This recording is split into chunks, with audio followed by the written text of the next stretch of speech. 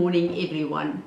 This year's Torah reading opens such a lot of depths in the Word to me, and it's so precious. I really feel an unlocking of God's revelation in a level that I've never experienced before.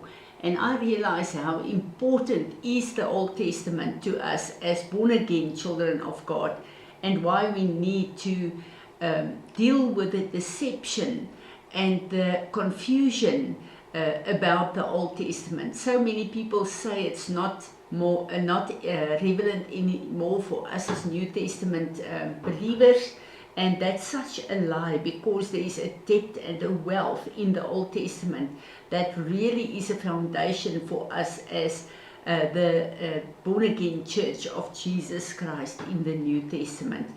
And we need to realize that Jesus, while he was on earth, the whole Sermon on the Mount he gave from the Old Testament. He quoted the Old Testament and the prophets. This was the word that he read, because the New Testament was not there. Because of the Old Testament, we've got the inheritance of the New Testament today to help us see how the foundation of the Word from Genesis to Revelation is really the pathway for us to live on this earth. So I want to address something that is very sad to me. When people come and say that the law, as we know it, the Ten Commandments that God gave Moses in the Old Testament, say this is not relevant anymore, there is a new law. And that is a lie, because that did not fall away. Jesus came and he said the better law, the new covenant, meaning this is in the place of the old covenant, because you could not obey the instructions I gave you. I want to read Hebrew 10 to us, and then explain the revelation of that. Then Jesus, he then went on to say, "Behold, here I am, coming to do your will," saying to his Father. Thus he does away with and annuls the former order, as a means of expiating sin, so that he might inaugurate and establish the second, the latter order. Psalm 40 verse 6 to 8.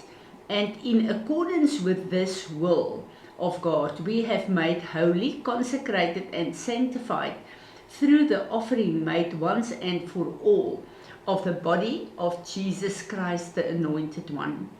Here the word says that Jesus came and took the law away. He cancelled the former order, because of the will of his Father. And then the second part says that in accordance with this, we have been made holy. So this is first, he dealt with the law in the Old Testament, and the fruit of that is for us to be made holy and to be sanctified through the offering.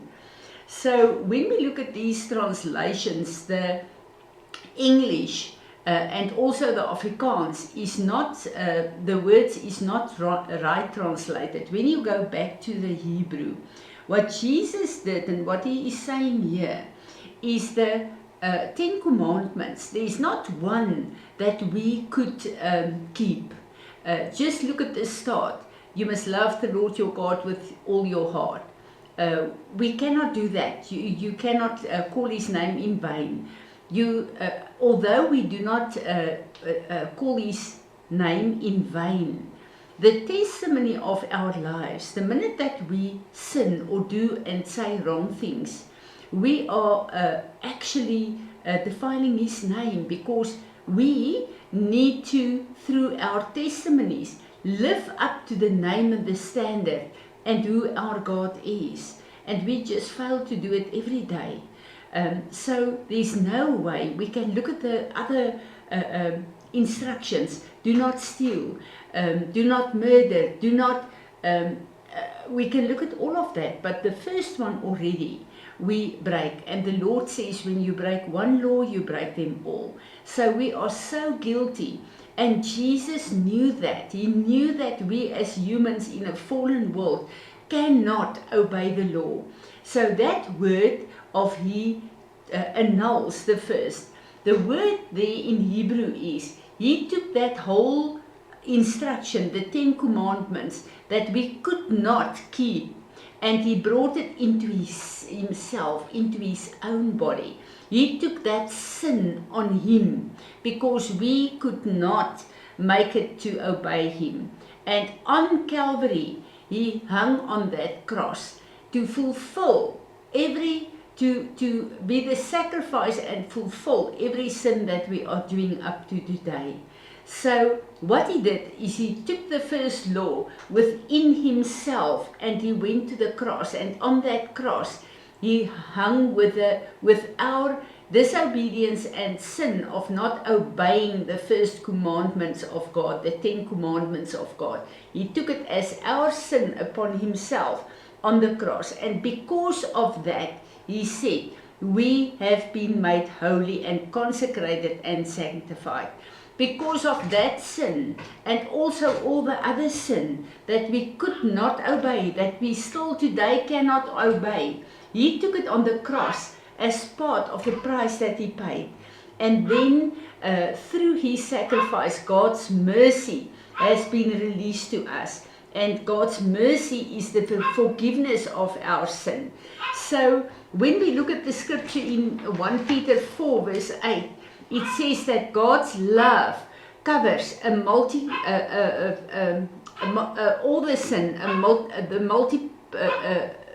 all the sin that there is. God's love is covering that. Proverbs 10 verse 12 says, hate stirs, but love covers all transgressions. So this is why Jesus come and say in the New Testament, a new law I have given you. This is a new commandment. And this commandment is to say, love the Lord your God with all your heart, with all your mind, and then you must love yourself and your neighbors as yourself.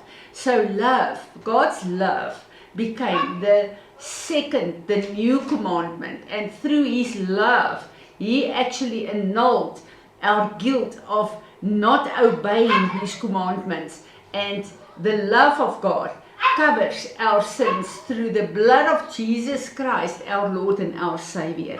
This is just so profound. So please never say that the Old Testament is not relevant and that Jesus did away with the commandments.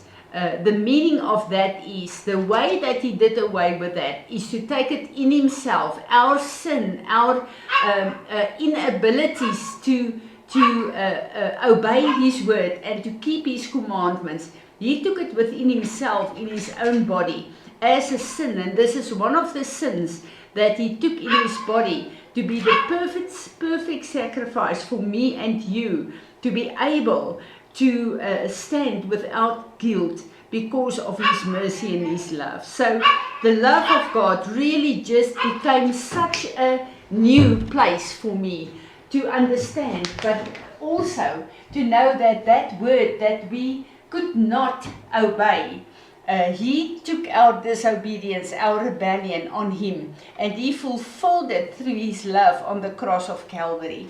So may the Lord help us that we understand the new law, the better covenant, is because we could never fulfill the first one.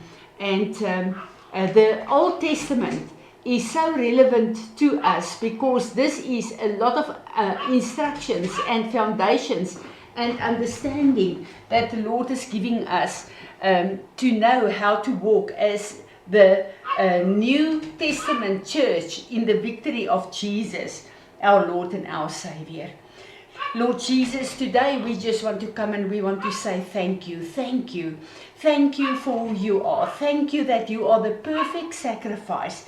And Lord, as we are entering the season of Pesach, we pray that you will help us, Father, to see what's in our hearts, to really come to a place of revelation of what is going on in our own hearts, Lord, that whatever is not from you and not acceptable for you, we will humble ourselves and we will repent, Lord, that your blood that will forever be the power and the sacrifice in our lives, that your blood will start washing us, Lord, that as we enter this celebration, this feast, this appointed time, that we will be on a place, Lord, where your blood is such a power and a victory in our lives, to your honor and your glory.